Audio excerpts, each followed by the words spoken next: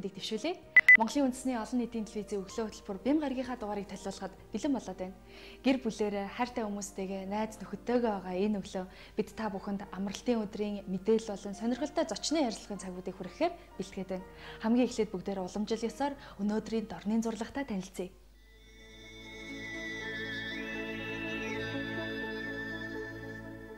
Өнөөдөр Аргын тооллын 2011 оны 9-р сарын 10 Бям гариг Бэлгийн тооллын 13 6 цагаан минуттай шарлуу өдөр. Өдрийн нар нь 6 цаг 31 минутанд мандаж 19 цаг 20 минутанд жаргана. Тухайн өдөр бич жилтнээ альва үли хийгээд сайн ба гахаа хулган жилтэнд сөрөг нөлөөтэй тул элдв үйлд хянамгай хандаж биеийн энхрийлүүштэй. Эл өдөр ээвэн ололцох, хамтын хөдөлмөр эхлэх, гэрээ хэлцэл байгуулах, найр хорин хийх, ялгасын сэвлэг үргэх, бэр гуйх, энжигөх, авах, үнэтрдний зүйл авах, угаал үйлдэх, бороо хуруулах, зэдгэрийг номготгох, хөгжмийн зэмсэг урлахад үлзийтэй, үр тавих, газруухах, өвхээрийн үйл зэрэгт үлзий бус. Өдрийн сайн цаг нь бар, луу, могой, бич, тахиа, гахай болно. Аян замдын усад зүүн өргөш мөрөн гаргуул зохистой. Ус шинээр ахуулах буюу засуулбал жаргал ирнэ хэмээн зурхаан дэлэнд буучаа.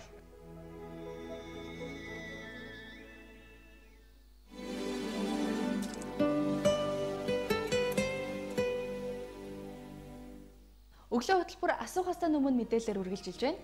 Юбил болох 16-17 та хамтран бэлтгэж байгаа өнөөдрийнхөө мэдээлэлээр хамгийн ихэнд болох үйл явдлын таймыг хүргэе. Discover Mongolia 2011 чуулга уулзалт өнөөдөр болно.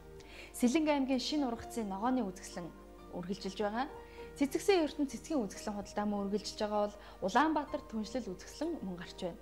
Японд сурцгаая 3 2011 оны мэдээллийн яармаг Японы ихтэй болон мэрэгжлийн сургуулиудын үзэсгэлэн зохион байгуулагдаж байна. Эдгээр болоод бусад үйл явдал өнөөдөр эх оронд маань өрнөхнө. Тэгэхээр бид та бүхэндээ 9-р сарын 10-ны энэ өдөр дэлхийд дахинд ямар чухал үйл явдал болон өнгөрсөн тухай мэдээллийг энэ өдөр түүхэнд хуудаснаа хүргэж байна.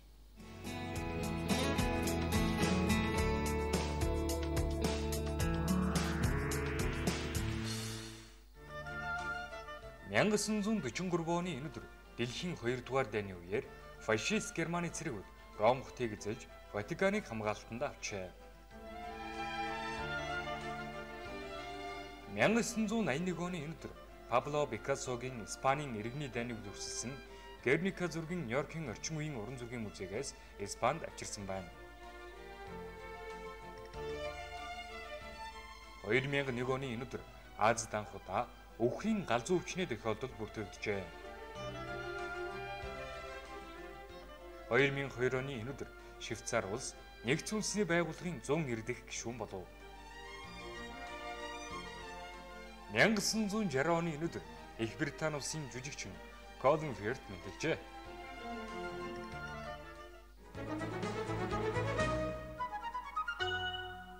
Асуухаасаа өмнө мэдээлэл үргэлжилж байна. Бид та бүхэндээ өнөөдрийн үзэр үйлчлэгээний мэдээллийг танилцуулъя. Соёлын төвөргөнд 19 цагаас Шинэ продакшны гайхалтай юм болж ошин шогийн тоглолт үргэлжлэн гарч байгаа. За Монголын үйлдвэрчний эвлийн соёлын төв ордонд 19 цагаас Маск продакшны инээхэд зэнда хэрэггүй ошин урлагийн тоглолт болж байгаа. Түмэн их чуулгын байран дээр 18 цагаас үндэсний язгуур урлагийн тоглолттой.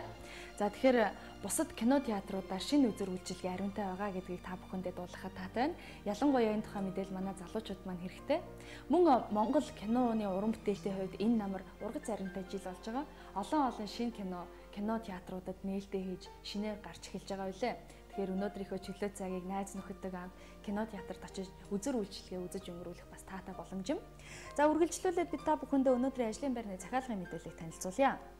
Компьютерийн програм хангамжийн багш, мужаан, геологч, ЦЕ ангиллалтай жолооч, тогооч, үйлчлэгч, угаагч, худалдааны зөвлөх, чанар шалгагч, кийтэлчин, ачигч, эдийн засагч, барилгын өрлөгчин, зөөгч, бармен, талбай инженер, офис менежер, нэгтлэн бодогч, гэрийн үйлчлэгч, гоо засалж, худалдааны зөвлөх, хятад хэлний орчуулагч, хиймч, барилгын арматурч ажилд авна гэсэн ажлын байрны захиалгууд 16-17-д ирсэн байна. Мөн та ямар ажилд орох хүсэлтэй байгаа тухай захиалгаа дүүргүүд их хөдөлмөрийн бирж дээр өгөх юм бол мөн тэнд тань олон мэдээллүүдээс сонголт хийж туслах боломжтой гэдгийг хэлье. Ингээ шинэ 7 хоногт шинэ ажил хайж байгаа хүн болгонд амжилт хүсье. Бид та бүхэндээ асуух хастай өмнө мэдээллийн хөтөлбөрөөр хүргэлээ. За үргэлжлүүлээд эртлэн басан бяцхан үзэгчдэд өглөөний хүүхэлдэйн киноны цавралыг хүргэе.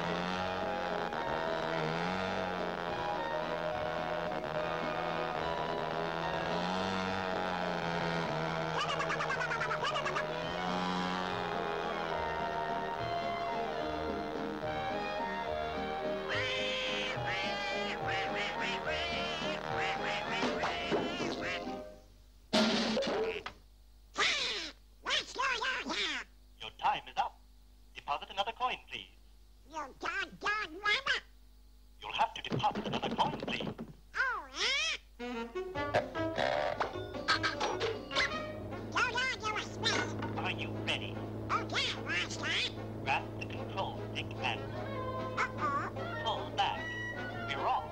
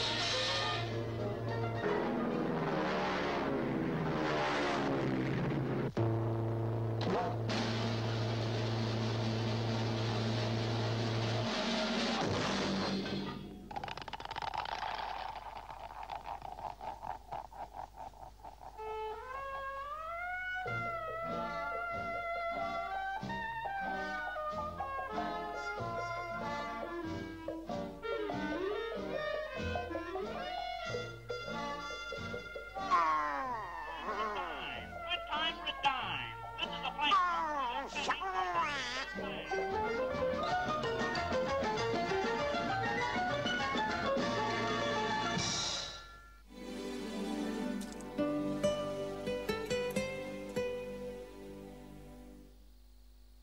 За өчигдөр 9-р сарын 9-ний өдөр байсан. 9-ийн тоо бэлэгдсэн энэ бэлэг цай өдөр олон хосууд хурмаа хийж гал голомтоо бадраасан. Тэгэхээр хурмын ордон дээр хурмаа хийж байгаа хосуудын 9 дугаартай хосод Kitchen-Hall дэлгүүрийнхэн гал голомтоо бадраахад нь шинэ амьдрал эхлүүлэхэд зориулж нэгэн сюрпризийг барьсан байна. За энэ бол айл болгонд хэрэгтэй хүн болгоны одоо бэлэгддэг айлын гал голомт юм.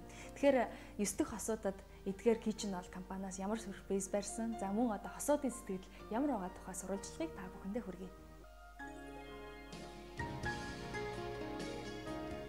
Kitchen-Hall сүлжээ дэлгүүрийн хамт олон залуу гэр бүлийг дэмжих зорилгоор өргөх гэр өөдлөх амьдралын эхлэл гэсэн уриатай аяныг энэ оноос эхлэн санаачлан хэрэгжүүлж эхэлжээ. Энэхүү аянаа тэд жил бүр тогтмол зохион байгуулах бөгөөд цаашид бусад аж ахуйн нэгж компаниуд төрийн болон төрийн бус байгууллагуудтай хамтран Монголын ирээдүй болсон залуу гэр бүлийг дэмжих ажлыг улам бүр өргөжүүлэх зорилготой ажиллаж байна. Тэдний энэ удаагийн аздангаар гэрлэх ёслолын ордонд 9-р сарын 9-ний өдөр хурмаа хийж буй 9 дэх хос болох Нямбаатар чин хүслэнаар тодорч Kitchen-Hall дэлгүүрийн гэр авахын барааны эзэн болжээ. Гал голомтой бадраж гэр бүл болж байгаад баяр хүргэе мөн Kitchen-Hall дэлгүүрийн астан басанд баяр хүргэе. Одоо энэ өдөр ингээд гал голомтой бадраж одоо өрх гэр бүл тусгаарлаж байгаа явдалтай баярлж байгаа. Тэгээд одоо энийхээ хажуугаар бас ингээд давхар юм одоо бэлэг авсан бас илүү их баяр тогтлоод хэлэх үг маань ч бас нэг олдож өгдгөө. Тэгээд энэ компанийн хамт олонд одоо ажлын өндөр амжилт хүсээд баярлалаа гэж хэлмээр байна. Маш их баярлалаа гэж хэлмээр байна. Ингээд залуу хасуудыг дэмжиж одоо ингээд сюрприз барьсан. Маш их баярлалаа гэж хэлмээр байна. Энэ сайхан өдрийн бэлэг авсандаа маш их баяртай байна.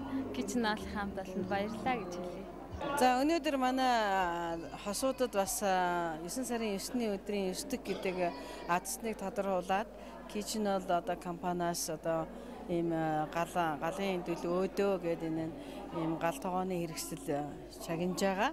Тэгээ энэ удаа бас манай залуучууд маань ийм сайхан сюрприз барьж байгаад маш их баяртай байгаа.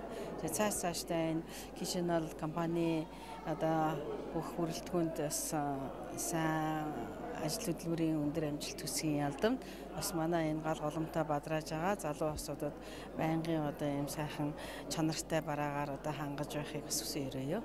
Манай Kitchen-Hall дэлгүүрийн хэрэглэгчид маань дандаа гэр бүлүүд байдаг. Бид нэр гэр бүлүүдэд зориулаад энэ жил залуу гэр бүлийг дэмжих аян зохион байгуулсан. Энэ аяныхаа хүрээнд бид нар 9 сарын 9-ний 9 дэх хостой өөр айл гэрийн гал голомт болох Хаанза брэндийн цахилгаан зуухыг бэлгэлж байна.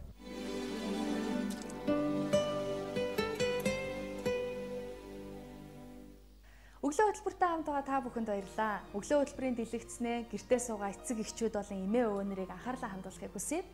Яг одоо бид та бүхэндээ хүүхэд ахуй цагтаа авьяасан тодорч IQ өндөртэй байсан дэлхийн сууд хүмүүсийн тухай мэдээллийг хүргэх гэж байна. За энэ мэдээллийг үзэнгээ та өөрийнхөө хүүхдийг ямар вэ гэдгийг шинжих цаг хугацаа олдох байхаа гэж бодож байна. За үүний дараагаар бид оюун ухааны төвийн захирал Хатанбаатартай та бүхнийг зочны ярилцлагын цагаараа уулзуулах гэж байна. Түүний яриач гэсэн та бүхэнд их өгөөжтэй байх болно. За ингээд дэлгэцнээ өрье. Хүүхэд нас. Энэ бол таныг огтхонч санаа зовхгүйгээр нийгэмд хөдөлмөрийн бүтээмжгүй байхыг хүлээн зөвшөөрдөг таны амьдралын гайхамшигтай үе лээ. Гэвч бидний ихэнх нь хүүхэд насаа амтлаг өглөөний хоолой эдэнгээ хүүхэлдэйн кино үзэж өнгөрөөсөн байхад зарим жалууд сонгодог хөгжим зохиох, нис засал хийх зэргээр Нобелийн шагналд нэрээ дэвшүүлэх мэтэд илүү анхаарлаа хандуулж байжээ. William James Seeds IQ-н 250-аас 300 гэж тогтоогдсон William James Seeds-ийг зарим хүмүүс хамгийн ухаантай эр гэж үздэг. Харьцуулбал гоц авьяастан гэж тооцогдохын тулд IQ ердөө 136 байхад хангалттай бол 15 байхад хангалттай байдаг байна. Seeds 18 сартаа уншиж сурсан бөгөөд аль хэдийн 4 ном уншсан байсан бол 7 наснда 8 орны хэлийг бүрэн эзэмшиж, 9 наснда Харвардад лекц уншиж, 11 наснда Харвардад элсэн орсон байна. Тэрээр математик, сансар судлалын салбарт ихээхэн амжилт гаргасан юм а. Акрит Жасвал Энэтхэгийн түүхэнд хамгийн залуу оюутан эмч энэ жаал IQ-н 146 хүрдэг бөгөөд Энэтхэгийн хамгийн ухаантай хүүхдээр тодорсон юм. Акрит Жасвал 7 настай байхдаа нис засал хийж байжээ. Сууд хөгжмийн зохиолч Моцарт. Моцарт бол бүх үеийн хамгийн агуу хөгжмийн зохиолчдын нэг төдийгүй түүхэн дэх хамгийн гоц авьяастан хүүхдээр тооцогдох нь гарцаагүй юм. Моцартын хөрөг зураггүй хөгжмийн танхимтай бага сургуульч гэж өдгөөгүй. Моцарт 4 настайдаа төгөлдөр хуур тоглолт сураад 5 настайдаа анхны хөгжмийн зохиолоо бичиж, бидний ихэнх нь 12 хөгжмийн зэмсгийн талыг нь ч нэрлэж чадахгүй байдаг 8 наснд тэрээр өөрийн анхны симфоник бичсэн ажээ. Залуу Моцарт бол яахын аргагүй бяцхан алтартан байсан боловч түүний хувь тавилан тэгш байгаагүй юм. Тэрээр маш хатуу бэрх амьдралыг туулсан бөгөөд дөнгөж 35 наснда хорвоогоос хальсан юм а.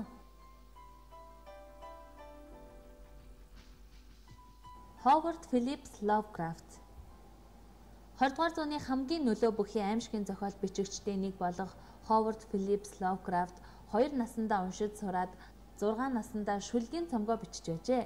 Уншиж бичгээс бусад үедээ Lovecraft энэ ертөнцийнхний хувьд ойлгохын аргагүй харь гаригны тухай аимшигын зохиол бичгэд зориулан материал цуглуулахад хүүхэд насаа зориулж байв. Бяцхан Lovecraft хүүхэд насныхаа ихэнх цагийг этгээ зантаа Библийн өвөөгийнхөө ярьж өгдөг аимшигын түүхүүдийг сонсон орондоо өнгөрөөжээ. Хүүг унтахаар орондоо орох бүрээд түүнийг тойрсон том сүүдрүүд, галан нүдэд бурхны асар том хар тэмтрүүлүүд болон хуурч хүүг тамийн гүн рүү чирэн оруулахыг оролддог байсан хэмээн тэрээр тэмдэглэлтэд дурдсан бий. Okita Soshi 1800-аад онд Японд амьдарч байсан Okita Soshi-н энд бичигдсэн бусад хүүхдүүдээс бага зэрэг ялгаатай. Бусд нь оюун ухааны чадвараараа шалгаран энэ жагсаалтад орсон байдаг бол Okita Soshi-н тулааны урлагийн гоц авьяастан байжээ. Бидний ихэнх нь өөрийгөө зүсэж гэмтээхгүй хичээж байхад Okita 9 наснда сэлмийн тулдааны агсан төвшний техникт суралцаж 11 наснда тулалдаанд оролцсон туялзуур жадны мастраа шалгарсан байна. Okita 18 наснда албан ёсоор мастер цол хүртэж шинсэн гүмийг үндэслэгч гишүүдийн нэг болсон ба энэхүү байгууллага нь түүхэнд алдартай улс төрийн хүчин бөгөөд Японы телевиз, кино, хошин шогийн зохиол болон видео тоглоомуудад нэрт гарсан билээ. Ким Ун Ён Солонгосын хамгийн сад ухаантан Ким Ун Ён нь 3 наснда Япон, Солонгос, Герман, Англи хэлээр уншиж чаддаг байсан ба 4 наснда дифференциалын төвшөлтийг бодож Японы телевизээр гадаад хэлний төвшин тогтоох шалгалтыг Хятад, Испани, Вьетнам, Герман, Англи, Япон хэлээр өгснөөр зогсохгүй аль хэдийн яруу найраг зохиодог болсон байжээ. 3 наснда Ханяаны их сургуульд элсэн суралцаж 6 наснда төгссөн түүнийг NASA 7 настай байхад нь Америк нэгдсэн улсад суралцахыг урьж байжээ. 16 хүрээгүй байхдаа тэрээр Колорадогийн их сургуулийг ангаа ухааны доктор цолтойгоор төгссөн байна. Оюутан байх хугацаанд 1974 оноос эхлэн НАСА-д судалгааны ажил хийж байсан тэрээр 1978 онд Солонгос руугаа буцтлаа ажилласан байна. Солонгост эргэж ирээд Ким эмчийн мэргэжлээ барилгын инженерийн мэргэжлээр солихоор шийдэж тухайн салбартаач докторийн зэрэгт хүрсэн байна. 2007 оноос эхлэн тэрээр Чамбукийн их сургуулийн багшаар ажиллаж байна. Тэрээр Гиннесийн номонд дэлхий дээр хамгийн өндөр IQ-тай хүнээр бичигдсэн. Хэдийгээр энэ нь дэлхийн хамгийн хол харигч одой хүн буюу хамгийн хөгшин тайчигч эрэгтэй гэх мэт Гиннесийн бусад рекордууд шиг онцлог биш ч үнэхээр сэтгэгдэл төрүүлэхээр рекорд юм а. Грегори Смит 1990 онд төрсэн Грегори Смит 2 настайдаа уншиж сурсан ба 10 наснда их сургуульд элсэн орсон. Магадгүй та 12 наснаас өмнө коллежид орох нь бидэнд гайхах зүйл биш гэж бодож байж болох юм. Грегори Смит нь инх тайвны болон хүүхдийн эрхийн өмгөөллийн багийг үндэслэсэн юм а. Тэрээр Билл Клинтон болон Михаил Горбачев нартай уулзаж нэгдсэн үндэсний байгууллагын энэ төр дээрээс үг хэлж байсан бөгөөд 2002 онд Нобелийн шагналд инх тайвны илтгэгчээр нийт дэвшиж байжээ. Баламурали Амбати 13 наснда Нью-Йоркийн их сургууль, 17 настайдаа эм зүйн Синайн сургуулийг 1995 онд төгснөөр дэлхийн хамгийн залуу доктор болсон байна.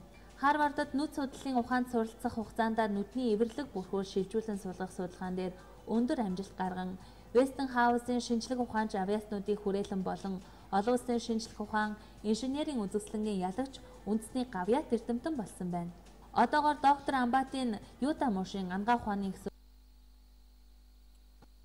сургуулийн ухааны профессор, нүдний эвэрлэг бүрхүүлийн судалгааны тэнхимийн захирлаар ажиллаж байна.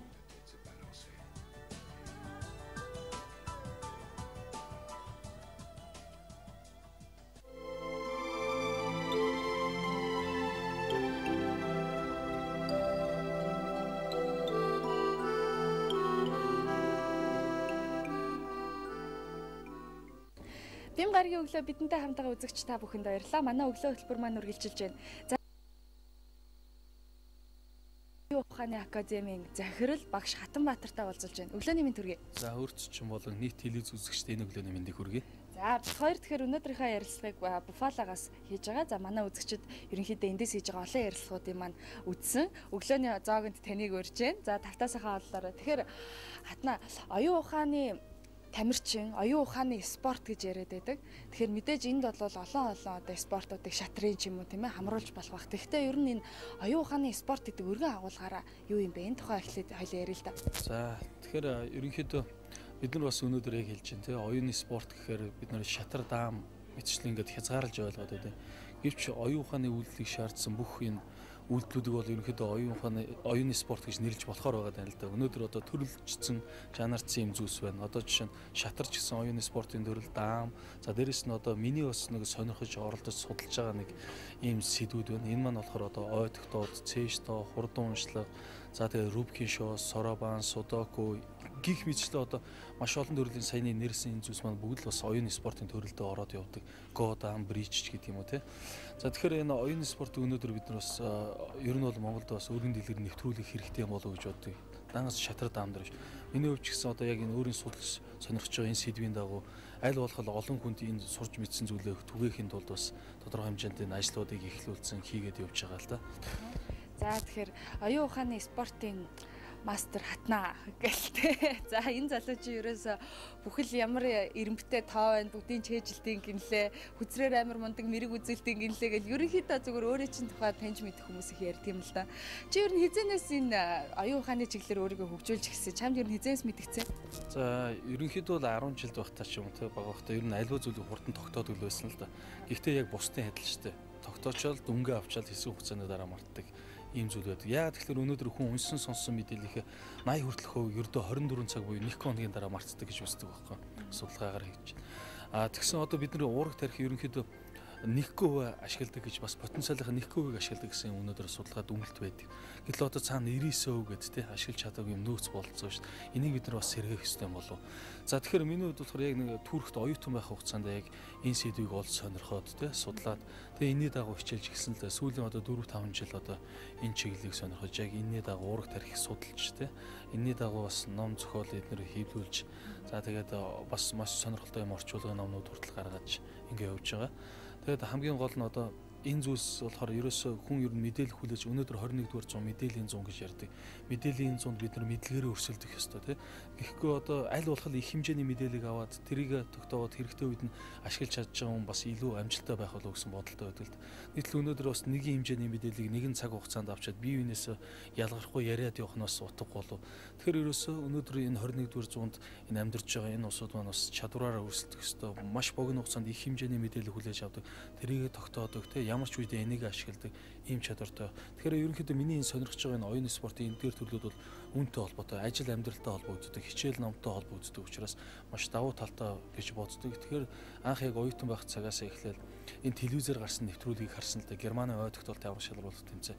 Энэ тэмцээн дээр одоо оюуны спортын тамирчид нь маш их хэмжээний мэдээллийг богино хугацаанд тогтоогоод буцаагаад хэлжсэн. Жишээ нь одоо 15 минутанд 110-ны зүс царайг овг нэртэй нийт 220 нэрийг тогтоогоод буцаагаад энэ хэн байсан бэ гэдгийг нэг шалтгаан гэж хэлж байна тий. За тэгэл одоо дараал нь алдагдсан хэдэн мянган тог цагийн дотор цээжлэл буцаагаад алдалгүй хэлж байна.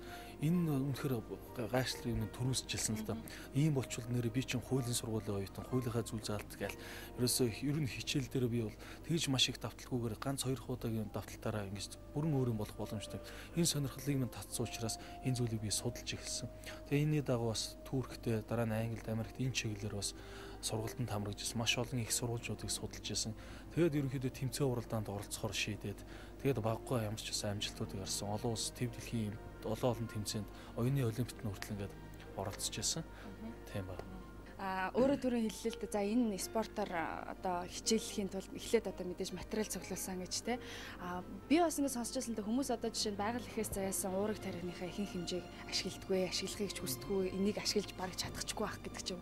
Ерөнхийдөө одоо уурэг тарихныхаа ихэнх хэмжээг эгэлж ирэх хүмүүсээс илүү ихээр ашиглаж байсан ямар хүмүүс идэм бол энэ тухай ер нь судалж үзсэн баг те. Бид нар бол ерөөс түүхэнд одоо ийм төрөлхийн ийм чадвартай хүмүүсийн талаар бол нэлээд сонсч л байсан л да. За юу гэдгийг одоо Моцарт гэл те хөгжмийн зохиолч Моцарт энэ хүний одоо тухай байдаг шүү дээ. Одоо Ромын сүмд жилдээ 2 удаа явагддаг тэр Мизерерэ гэдэг агуу бүтээлийг 14 наснда ганцхан удаа ингээд сонсоод нотыг бичиж чадчихсан ч гэдэг юм уу те. За миний бас нэг түүх уулзаж те тэр үнтэй зураг авахулж ингээд бас нэг түүхэн нэг мөч байдаг л да. Тэр маань хэн бэ гэхээр Ким Пик гэж хүмүүс 2009 онд одоо нөгөөд болсон. Энэ хүний амьдралаар нь хүртэл сэлүүлж кино хийсэн байдаг л да. Энэ хүн бол одоо үзсэн, сонссон, харсан зүйлийнхээ 98% сандаг.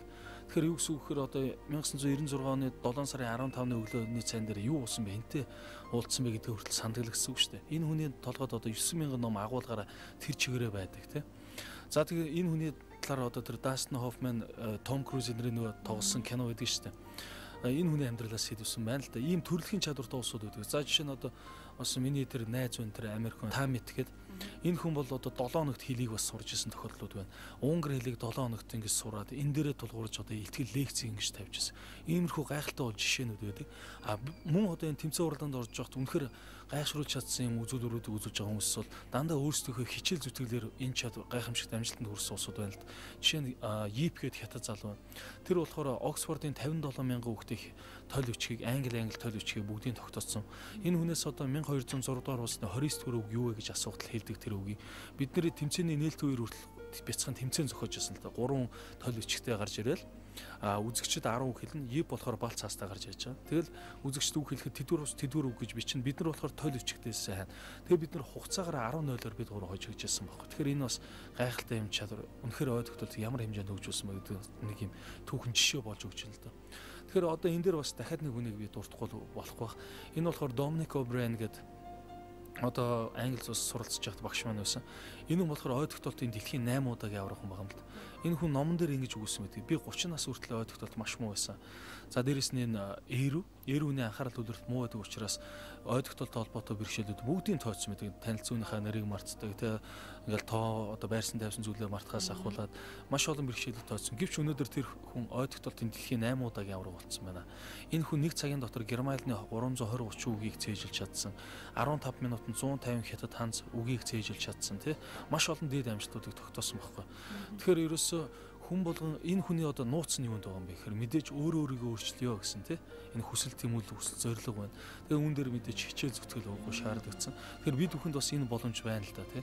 Үнэхээр өнөөдөр одоо жишээ нь энэ академийн суралцагчдууд донд одоо 5-аас 73 насны 1200 орчим төгсөгчд байна. Энд хамгийн анхнд одоо 73 настай тэр эмээгийн шууд нэвтрүүлэгт орсон одоо тэр нэвтрүүлэг бол хүмүүст маш ихээр хүрсэн л дээ. Хөтлөгч эмэгтэй холиод 50 ширх зэрэг холиод тэр эмээд өгт намайг ярьж явах зур тэр эмээ дараалалаар нь цэжлээд буцаагаад алдгүй байсан тэр одоо шууд нэвтрүүлгийг утсуул ингээл тасралтгүй ингээд ажиллахад хүрсэн. Энэ маань энэгээр юуг харуулах чинь гэхээр бас нас их тусам энэ хүний ой тогтолт мууддаг гэсэн ойлголтыг бас үүсэхийг хичээсэн байгаа юм да. Тэгэхээр ерөөсөө нас ихсэн ч гэсэн хүн оюун ухаанаа дээд зэрэг хөгжүүлж байна. Яагаад тэгэхээр хүн биеийн одоо дасгал хийдэг те спортоор хичээж биеэ хөгжүүлж болдог шиг бас тусгай дасгалуудаар оюун ухааны дасгалуудаар энэ уурах тэрхээ хөгжүүлэх бүрэн боломжтой гэдгийг бас харуулж байгаа юм л да. Тэгэхээр энэ одоо олон зүйлийг нэгэн дор чэйжлэн богинохоо хугацаанд бүгднгийн чэйжилж чаддаг байна гэдэг энэ бол мэдээж аргачлал байдаг бах л та тий. Тэгээ энэ аргачлалуудын хувьд ер нь ямар гэдэг юм бол ер нь тэгээд манайхан хэрэг сайн одоо төлөвшөөлж яг бидээс болгож чадчих. Тий, ерөнхийдөө бол энэ ой тогтолтыг хөгжүүлэхийн аргачлал те ер нь төрөлхийн юм чадвартай хүмүүс байдаг. Гэхдээ ихэнх масс бол ерөнхийдөө дандаа энэ системгүй давталтаар өөр юм болоод бүх зүйлийг альва зүйлийг лог сэтгэлгэн дээр тулгуурлаж ингэж хийхийг хичээдэг, тогтоохыг хичээдэг болчиход байна л. Тэгэхээр ерөнхийдөө энэ дэвшилтэд одоо барууны боловсролын системд ч гэсэн нэвтэрж байна. Америкт ч одоо сүүлийн жилүүд нэвтэрж байна. Үнэхээр энэ гайхамшигтай үр дүнтэй энэ аргуудыг оруулчаад байна л. Энэ маань юу нөхөр ерөөсөө л одоо шүлгийг 2 удаа уншаад цэжлэх ёстой. Тэ 2хан уншилтаар цэжлэн. Тэгээд аль ч мөрийг асуудал хийх чадвартай болчихж байна гэсэн. Гадаад хэлний өгч байсан. Тэр хүснэгтэнд өгсөн мэдээлж байсан, тоо мэдээлүүлж байсан тэ. Ерөөсөө энэ болгоны бүгдийг аргачлаар ингэж тогтоож байна л. Тэгэхээр 1658 он тим үйл явдал боллоо. 2038 он тим үйл явдал боллоо ч гэдэг юм уу тэ. Энэ 110 үйл явдлыг тогтоох энэ 10 минутанд тогтоод буцаад алдгүй санах төрөл байна. Банкны ажилтны эмэгтэй манд төрүүлсэн 101 үйл явдлыг бүгдийг алдалгүй хийснээрээ төрүүлсэн байхгүй. За мөн одоо сонсгодын ой тогтоолтын шалгасан дууц цифр гэсэн төр энэ дээр 100 цифрыг ердөө 2 секундын зайтай хэлэх ёстой 5 7 4 гэж тэ энэ дээр нэг л алдах юм бол алдснаас хойш оноо тооцохгүй. Тэгэд энд төрүүлсэн эмэгтэй нь болохоор 100 цифрыг нэг л алдсан байгаа. Гэхдээ 89 тэр алдсан. 89-ээс хойшхон зүг. Гэхдээ тэмцээний дөрвийн дагуу нэг л алдах юм бол алдснаас хойш оноо тооцохгүй гэдгээрээ 88-ыг тогтоосон гэдгээрээ төрүүлж байна. Яг тэгэхээр өнөөдөр хүн нэг ч хугацаанд 7 дээр нэмэх хас 2 мэдээллийг тогтоодог. Энэ маань юу гэсэн үг гэхээр одоо би 20 цифр хэлэл дуслаа гэхэд 9-өөс илүү гарах хүн бол ховор гэсэн үг байхгүй. Үнэхээр арга техник эзэмшиг бол гэвч одоо энэ арга техник багаар эзэмсэн улсууд маань яаж юм гэхээр альва мэдээлэл 100 ч байна уу хэдэн 100 ч байна уу бүгдийг тогтооод эргүүлэн санах юм боломжтой юм аа. Хүмүүсийн хувьд бол энэ амьдрал дээр нь одоо маш их бэрхшээл тохиолж нь л ой тогтоолт холбоод дор хаяад хэдхэн секундын өмнө барьж исэн балаа тий түлхүүрээ хаан тавьснаа мэдгээ байгаа таадаг. Энэ байдлаас л гарыг л та. Эсвэл одоо юу гэдэг гал дээр нэг хоол орхичдаг, цай орхичдаг. Зургатаа үзээд ингээ мартчих юм тохиолдол байна. Энэ байдлаас л гарыг л да. Дэлгүүрээс нэг 40 нэрийн бараа авъя гэдэг тийм. Энийг цаасан дээр бичих оронд энийг тогтоочод магадгүй цаасан дээр бичиж цаасаа хайчих болно шүү дээ. Цаасаа хайх. Гэвч одоо энийг би мэдээж тогтооснороо дэлгүүрээс бол ингээл буцаад нэг бүчлэн бүгдийг санах ч гэдэм. Ер нь тэгэл одоо амьдрал дээр танилцсан хүмүүс байна. Дор хайлныг усны дор маш уртаа хэлэл дуусгаад тогтоодвол тэр чи юу вэ гэж цаасан дээр бичих гээл ингэж яхаар уурах тархиндаа хүн бас итгэх ёстой. Тэгэхээр энэ зүгээр амьдралын жижиг жишээнүүтэй холбогдож байна. Цаашлал дор хайл ажиллаж байгаа улсууд нийт одоо хамт олонныхоо хэд жишээний үүдийн төрсөн өдрийг мэддэг байх хэрэгтэй. Бусдаасаа төрүүлж тэр өглөө төрсөн өдрийн минь төргөнэ гэдэг маань тухайд маш сайхан юм сэтгэлийг бас төрүүлнэ шүү дээ. Тийм үстэй. Тэгэхээр одоо ингээл ажил дээрч байсан, хичээл дээрч байсан, хичээлийн тэр ном тохиолдлуудыг бүгдийн сайхан тогтдог. Тэгж их одоо системгүй давталтыг бол халахал ёстой байгаа юм л та. Тэгэхээр одоо тэр ч утгаараа одоо энийг бүр боловсронгуул одоо академид бас бүтэн жилийн сургалтуудыг одоо эхлүүлж байгаа. Ердөө 10 хүүхдийг аваад тэгээд энийг бүтэн жилийн турш оюуны спортын тамирчин гэдгээрээ бас бэлдэн. Энийг бас хичээл номтон бүгдийн сайхан хослуулж өгнө гэсэн энэ төлөвлөгөөтөр боловсруулаад хөтөлбөрөөр боловсруулаад ингэ явж байгаа юм л да. 10 жилийн хичээл дээр нэг хичээжилдэг байсан батна. Энэ чадвараа ер нь бас ашиглана. Тийм ер нь бол угаасаа 10 жилдээ бол би маш сайн ер нь тогтоод гэхдээ өмнө хэлжсэн. Тэгэл дүнгээ авчаал ингэж мартаа. Одоо бол илүү тийм системтэйгээр тогтоодог тийм яг энэ аргачлаараа тогтоодог учраас бол энэ цаг хугацаа бол нэг их шаардахгүй гэсэн үг. Тэгэхгүй бол одоо өнөөдөр давтчихдаг шалгалтын дээр бэлдэхдээ байнга давтсныхаа хүчинд хүн гайг оноод багш нь орж ирэх бол бас л давтчихл байдаг. Энэ байдлаас л гарах хэрэгтэй хүмүүс. Ердөө ингэж үр дүнтэйгээр суралцаж давтаж ингэж сурснаар яаж нөх өөрөө өөртөө гаргах юм цаг зав бол их болж ийн гэсэн үг шүү дээ. Бусад ажлуудад гарах цаг зав тийм ээ. Өөрөө ч үед ер нь хэрэг ном чийжилсэн байх уу? Ерөнхийдөө бол цээлэгч байх. Ер нь бол би ном их уншдаг. Тэ одоо миний ном санд бас олон ном байна л да. ном бол их уншнаа. Тэгээд мэдээж энэ хурдан уншлагын энэ дэвшилт арга техник дээрээ толгуурлаж. Жишээ нь миний хувьд энэ хурдан уншлагын Туркийн аваргаар 2-т орж ирсэн л доо. Жишээ нь энэ хурдан уншлага гэдэг маань чанга дугаар унших биш. Ер нь ерөөсөө энэ нүдний харааны тусламж нэг харалтаар 5 үг харах, нэг харалтаар мөрөөр нь харахын чадварыг бий болгодог зүйл. Тэгэхээр одоо Туркийн аваргаар 6 шаталсан тэмцээнд ороод эцсийн шатанд одоо 17 төгрөг хүнтэй үлдээд тэгээд 2-т орж ирсэн. Ер нь бол дунд ч унших хурд маань 936 ойлгосон 80 гэж явж ирсэн. Эцсийн шатанд болохоор унших материал маань нэлээд хүнд ирсэн. Мэдгүй турк хэл дээр уншиж байгаа шүү дээ. Тэгээд тэрний хэрэг ойлгоно. Мэдгүй олон гарч ирсэн учраас анхаарал сарнижсэн. Гэхдээ төрөөс үнээс ердөө нэг 6 үгээр л дутуулсан ойлгоцвол яг адилхан байсан гэсэн үг л дээ. Тэгэхээр ер нь бол монголоор бол илүү л ингээд уншиж чинь гэсэн. Тэгэхээр яг энэ дээрээ тулгуурлаад бол ном бол уншнаа те. Ер нь бол богино хугацаанд бол уншаад номныхаа талаар бол хангалттай сайхан ингээд яриад явах боломжтой. Мэдээж Атнаа маань бол маш их мэдээлэлтэй байгаа. За тэгээд ерөнхийдөө одоо хичээл заадаг багш хүний хувьд бол эднэрийгээ бас байнга л одоо оюун ухааны спортер хичээлж авахгүй болохгүй тоолоод хөрлөө. Тэгэхээр зүгээр энэ хэд их мэдээлэлсэн энэ нийгэмд хэрэггүй мэдээлэлээс салах тухай ер нь өөрөө чинь бодол юу байдаг вэ? За тэгэхээр хэрэггүй мэдээлэлээс салах гэдэг маань хүн мэдээлэл зөвл сонгох хэрэгтэй байна. Тэрнээс чинь мэдээллийн 9 шидийн мэдээлэл шүү дээ. Тэгэхээр одоо хамгийн гол нь өөрт хэрэгтэй, ажилд нь хэрэгтэй тий. Цааш амьдрахад нь хэрэгтэй эдгээр мэдээллүүдэл зөв сонгож тэргээл богино хугацаанд авдаг, тэрийгэ улам боловсруулдаг, хөгжүүлдэг, баяжуулдаг тий. Тэгэд энэнийхэд бас давхар эндээс шин санааг бас гаргадаг тий. Ийм л чадвартай байх хэрэгтэй болов гэж бодож байгаа л да. За тэгэхээр түрүүн бол хэллээ 73 настай эмэгтэй одоо жишээ нь манай академид оролцож байсан түүний одоо чийжлэх чадвар өндөр байсан гэж мэдээж одоо монголчууд ерөнхийдөө л одоо хүн төрөлхтөд ярьдаг шүү хүн хөшрөөд ирэхээр одоо жоохон зөндгөө гэдэг ч юм уу те одоо имаа мартах чадвар мууддаг магадгүй одоо 80 90 100 хүрээд ирж байгаа хөгчүүд маань бас л одоо юм банк чийжлэн гэдэг бол хэцүү байгаа тийм ээ юмаа зарим юмаа санахад ч хэцүү байдаг энэ бол амьдрал дээр л байдаг үнэн шүү дээ тэгэхээр ерөнхийдөө хүн хөшрөх энэ нас ерөнхийдөө энэ ой тогтоол тархины одоо энэ юутай бол ерөөсөө огт холбоогүй маа гэдгийг баталж чадсан чинь үнэхээр сайхан байсан тэр нэвтрүүлгийг би бас үзчихсэн. Иймэрхүү олон жишээнүүд гайхалтай жишээнүүдээс өнөөдөр өглөөс ярьж өгөлтэй бидэнд. Тийм тэгэхээр одоо энэ дээр ийм зүйл байна. Одоо яг амьдрал төрөөс амьдралд зөв гэж боддог юм буруу ойлголтууд зөндөө байдаг. Хүн яг зөв буруу юу гэдгийг араас нь бас яг судалдаггүй шүү дээ. Хүнээс сонсч тэр чинь тийм юм билээ гэдэг юм шүү дээ. Тэрнтэй адилхан уурах тарихтай холбоотойгоор бас зөв гэж боддог юм буруу ойлголтууд байна. Саяны хэлдэг тийм нас ихээр ойлгоход мууддаг. Тэгтээ энэ дэр бол ойлгомжтой. Яагаад гэхээр одоо өдийг хүртлэх хүн оюун ухаан хөгжүүлэх дасгалуудыг хийдгүү те тогтмол ном уншдаг. Оюун ухаан ажиллуулсан аливаа зүйлийг хийх нь том баг болоод эхэлчихэж байгаа байхгүй. Гэвч одоо энийг анханасаа энэ системтэйгээр өдөрт доор аж 30 минут ном уншдаг л байх хэрэгтэй. Энэ бол оюуны цэвэр дасгал болоод өгч чинь гэсэн үг шүү дээ те. Тэгэхээр энэ дэр болохоор ийм зүйл байна. Ер нь бол энэ аль болох бид нар мэдрэлээс буюу энэ нейронуудын хоорондын холбоосыг нэмэх тусам бидний санах бай сайн ажилдаг гэж үздэг байхгүй. Уучлаарай юунуудын хоорондын холбоосыг гинэ? Мэдрэлээс. Одоо хүний насан турш хүний уурах тарих ойролцоогоор 100 тэрбум орчим мэдрэлээстэй байдаг юм байна л да.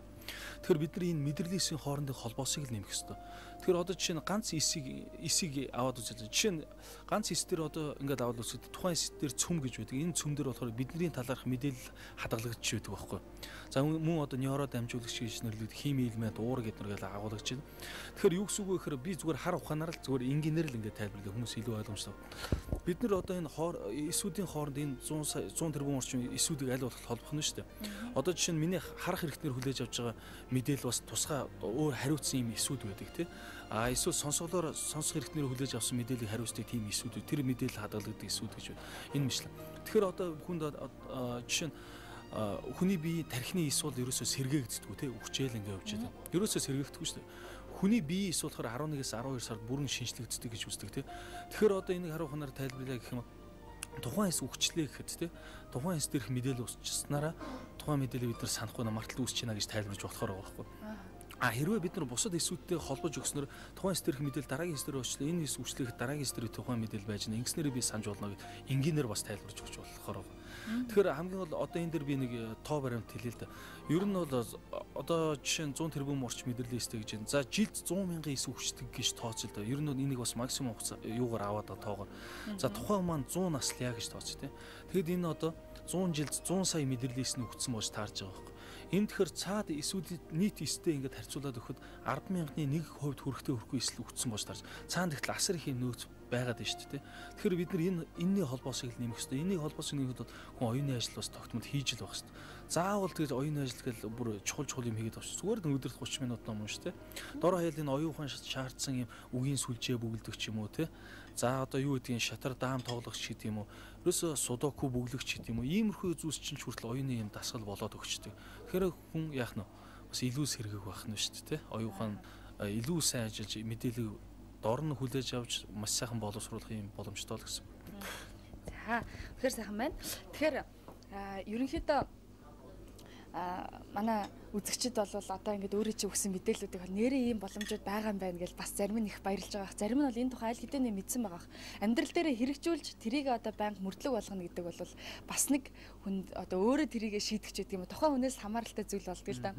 Энэ өглөө хоёулаа үзэгчдэд ерөнхийдөө 30 минут ном уншихаас гадна ерөнхийдөө нэг дасгал зааж өгье. Тэхүү өглөө болгоныг хэрэгжилж яадаг, тарих сэргээдэг ч гэдэг юм уу? Юу гэж болох вэ? За энэ дээр зүгээр яг дасгал хийхсэлөө бас бие физиологтой холбоотойгоор бас тайлбарлаж өгч бол. Тэгэхээр нэг хүмүүс ингээд нэг нойр хүрээл идэг штэ. Яг өдөр магадгүй өдрийн хоолны дараа яг хичээлдээ суух гэхээр ажил дээр орж ирэхээр тэгэхээр ерөөсөө энэ дэр нэг юм амьсгалын дасгал хийх зөвлөдөг байхгүй. Тэгэхээр энэ амьсгалын дасгал хүн ер нь уушгийнхаа 3/1 л амьсгаа авч гаргадаг юм байл. Тэгэхээр бид нар бүрэн утгаараа ингээд амьсгаа авч гаргах хэрэгтэй гэдэг. Гол энэ эсийн чин хоол ерөнхийдөө одоо байгаа байдал дээр 3/1 л ашигладаг гэж юу? Тий, одоо энгийн үед. Тэгэхээр энэ мэдрэлийн эсийн чин гол хоол хүнстэйч хүчил төрөх шүү дээ энэ цэврээр тий. Тэгэхээр бид нар энэ хүчил төрөх үнгүү бодлоо маш сайхан л авах нь шүү дээ. Маш сайхан л амьсгалдаг. Тэгэхээр энийг ерөөсөө энэ дасгалыг нэг өглөө өдөр оройдоо нэг хийхтэй 8-аас 10 удаа хийчих гэж зүйлдэг. Гэхдээ амьсгалтай холбоотойгоор бясалгалын төв газар ч юм уу те өөр бас тайлбарладаг болтой. Бидний хувьд бол тайлбарлаж өгч байсан зүйл болохоор ерөөсө хамраараа амьсгаа аваа 4 тоолж амьсгаа гэж юм. Тэгэхээр тий тэгэл ингээл бүр тулцсан те өшөө ингээл амьсгаа 4 талгана шүү дээ. За өшөө цааш амьсгаа орох болтлоо те 4 тоолж. За тэгчээд 6 тоолж дотроо ингэж амьсгаагаа төгчихнө тий 6 тоолж хадгалаа. Тэгээд 5 тоолж амаараа энэ амьсгалаа гаргах хэрэгтэй байдаг. Тэгэл энийг ерөөсө гарахтаа одоо амаараа гараа шүү дээ юу ч үлдэлгүй. Тэгэд энийг 8-аас 10 удаа хийчихээ. Тэгэхэд хүн дороо сэргээл эхэлдэг гэж үздэг байхгүй. Ерөөс ямар ч үед тий. Тэгэхээр энэ дасгал бас айгүй чухал дасгал. За дээрэс нь бас нэг энэ хемисинкийн хөгжмийн төрөл болдог. Largo rhythmic baroque music гэдэг. Энэ тухайн оюуны ажил хийж байгаа үний тий анхаарал төвлөрөл суралцах арга барилыг 30-аас 40 хүртэл хуваар нэмэгдүүлдэг гэж үздэг юм хөгжмийн төрөлдөө. Симфони төрлийн хөгжим байдаг. Энд дээр largo ритмүүдийг оруулаад өгсөн тархины 2 хагас бөмбөгийг хоёуланг цочилд оруулж сэргээж өгдөг ийм төрлийн хөгжим байдаг. Нэг аян одоо 30-35 минут үргэлжилдэг. Ийм аюуд байдаг. Тэгэхээр энэ аяын тусламжтайгаар одоо жишээ нь ном уншиж байгаа үедээ оюуны дасгал хийж байгаа тэрийг л хийвэл илүү үр дүнтэй байдаг. Магадгүй санаа дагааж хүн гэдэг чинь сэтгэлийн амьтан гэдэг те. Санаа дагааж гэдэг жишээ нь миний хувьд одоо тим ажил хийж байгаа үед оюуны ажилд оюуны дасгал хийж байгаа тэр аяа сонст санаа дагаад гэдэг юм илүү сайн төвлөрөөж байгаа юм шиг санагддаг байхгүй те.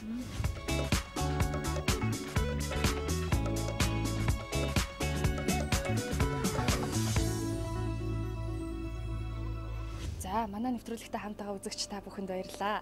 Тэгэхээр хатна энэ оюун ухааны академийн үйл ажиллагаа хийхээс гадна ер нь өөрөө бас юу хийж байгаа? Энэ тухайга танилцуулаач.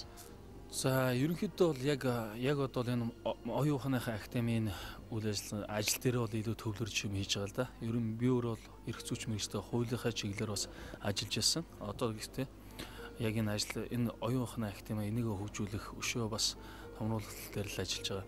За ерөнхийдөө энэ дотор нэгэнт оюуны чиглэлийн барьж авсан учраас энэ оюуны хөгжлийн цог сургалтуудаас гадна бас давхар энэ ном тохимол хэвлүүлэх. За мөн одоо оюуны одоо оюун ухааны оюун ухаан хөгжүүлэлттэй холбоотой юм тоглоомын дэлгүүрийг бас ингэ нээж ажиллаж эхэлж байгаа л та. Тэгэхээр мэдээж хүүхдүүд бол үлгэр домог те за ингээл янз бүрийн тоглоомонд илүү сонирхолтой янз бүрийн ном уншиж бас өөрсдөө хөгжүүлж болдог гэдгээрээ те.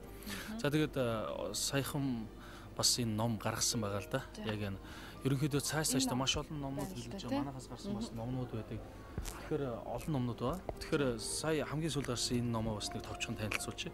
Тэгэхээр энэ үлгэрээр сэтгүүгээ хөгжүүлцгээ гэсэн юм нэртэй хайрцагт юм ном байгаа.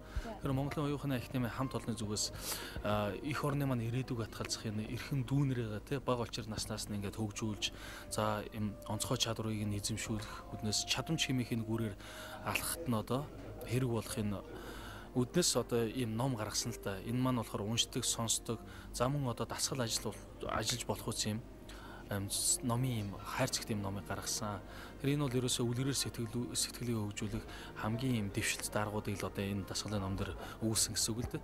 Тэгэхээр энэ жишээ нь энэ үлгэр дээр 16 үлгэр маань одоо Монгол гадаад нийс 16 үлгэрийг одоо унших хэлбэрээр нэгс мөн одоо энэ 16 үлгэрийг кинонд оруулдаг тий хүүхдийн кинонд оруулдаг энэ мэргэжлийн жүжигчдийн уншуулж одоо орсон байгаа жишээ шуунтаа гэсэн үг шүү дээ. Туулаа болоход туулаа шиг хувирдаг ч гэдэг. Тэгэхээр энэ маань бас хүүхдэд илүү сонирхолтой байх болов.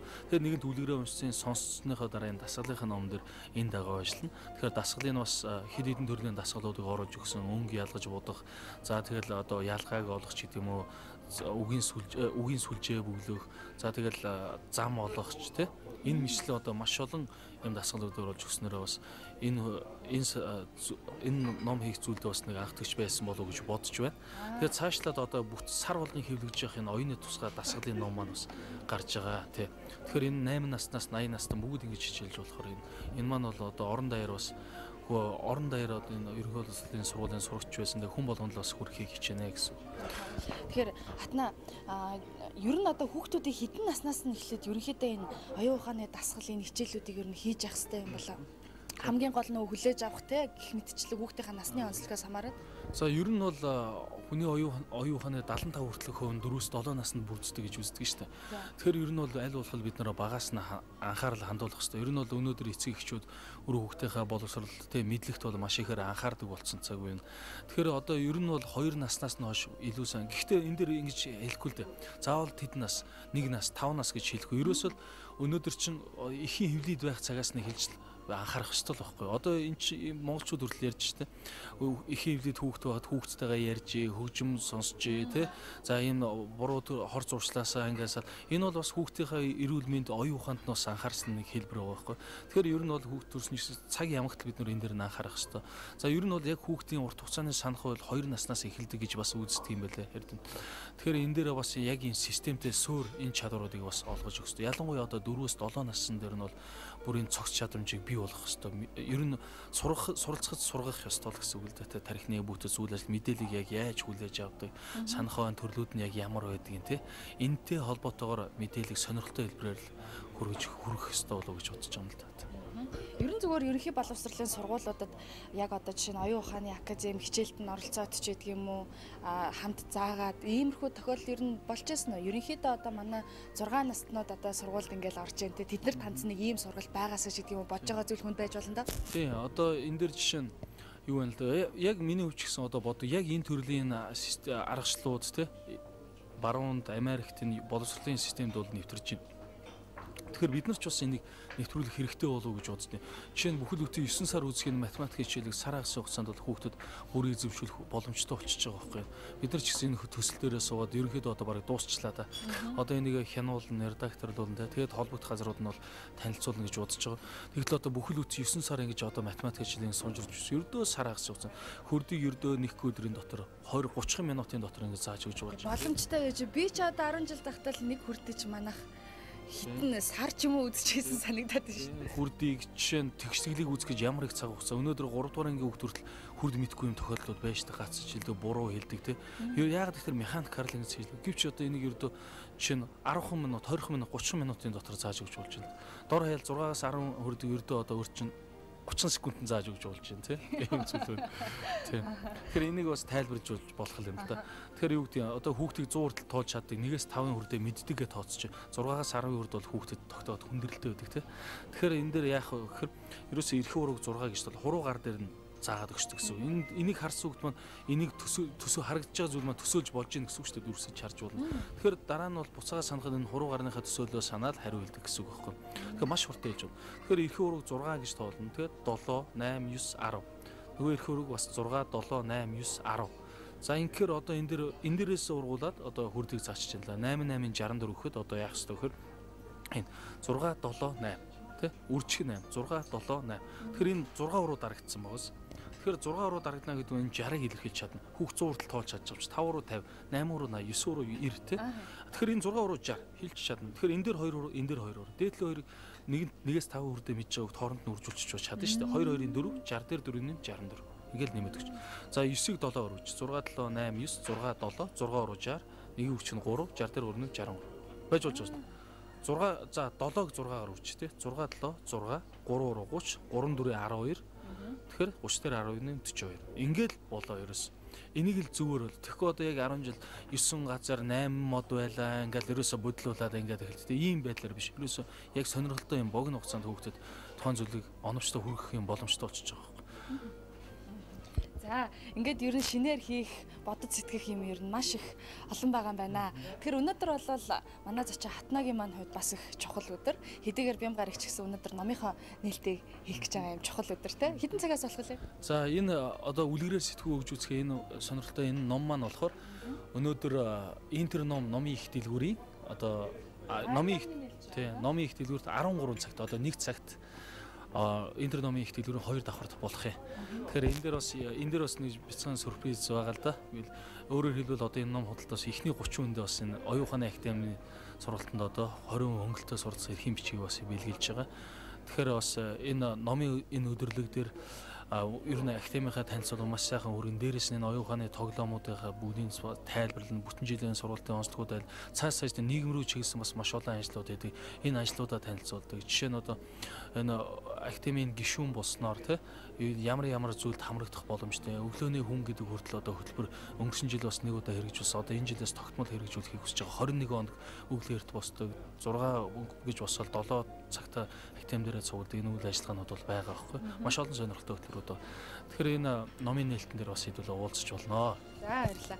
За ингээд өнөөдрийнхөө ярилцлагыг бид өндөрлж байна. Тэгэхээр гэрийнхэнтэйгээ та бүхэн Буфалад өнөөдөр бас амралтынхаа өдрийг өнгөрүүлж болох нь амттай сайхан хоол бэлтгэрээ гэрийн эзэгтэй нартай захихад тэгэхээр гэрийн эзэгтэй нарын маань сонголт гэрийн эзэгтэй нарын хийж байгаа хоолноос танаа гэр бүлийн эрүүл мэнд шалтгаална гэдгийг би энэ ташрамд хэлхийг хүсэж байна. За ингээд өнөөдрийнхөө зочны ярилцлагыг бид өндөрлж байна. Одоо харин бид та бүхэндээ өнөөдөр цагаагаар ямар байх тухай мэдээлэл хүргэе.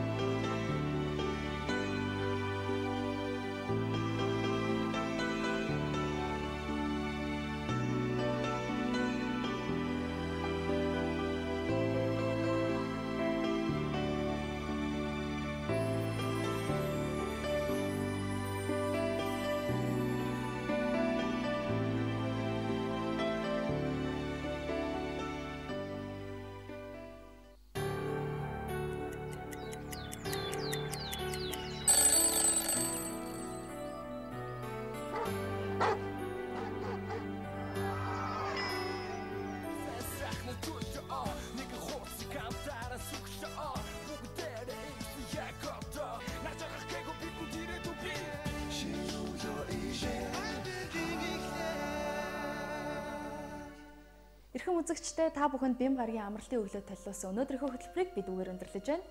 Амралтаа гэр бүлийнхэнтэйгээ ая тухтай хайртай хүмүүстэйгээ сайхан өнгөрүүлээрэй.